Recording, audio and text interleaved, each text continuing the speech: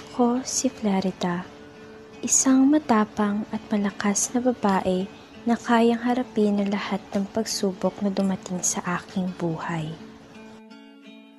Ako naman si Laura, isang prinsesa at mahinhin na dalaga. Ako'y isang Moro na taga-Persia. Ako naman ang anak ni Haring Linceo na isang prinsesa na taga-Albania. Maganda at hinahangad ng lahat ng mga lalaki, ngunit iisa lang ang laman ng puso kong tapat. Siya si Florante. Si Aladin na aking kasintahan, isang gererong Morong prinsipe na anak ni Sultan Ali Adab.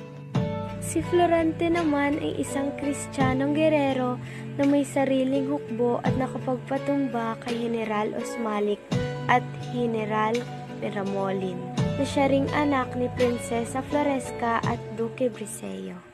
Si Sultan Ali Adab ang siyang naging hadlang sa relasyon namin ni Aladin. Ngunit hindi ko ito hahayaan na may sumira sa pag-iibigan namin. Ang masasayang pagsasama namin ni Florante ay sinira ng isang ahas na si Adolfo. Kanyang ipinatapon si Florante sa isang masukal na gubat upang siya'y gantihan at sarilihin ang kaharian ng Albania at maging kabiyak ng puso ko. At dahil sa nag-aalab kong pagmamahal kay Aladin, bago ang itinakdang oras ng aming kasal ni Sultan Ali Adab, ay tumakas ako sa Persia upang hanapin ang tunay kong iniibig. Dahil sa narinig kong masamang ginawa ni Adolfo kay Florante ay hindi pa ako nagtagal sa palasyo. Mas pipiliin ko pang mamatay na lamang kesa maging kanyang esposo.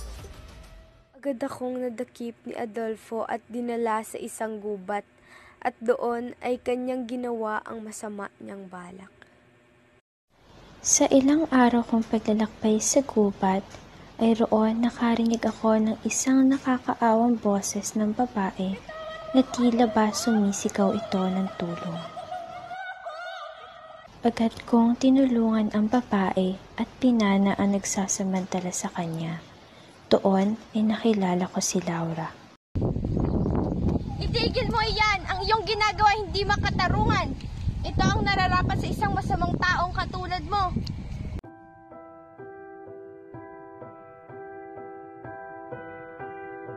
Salamat sa iyong pagdating.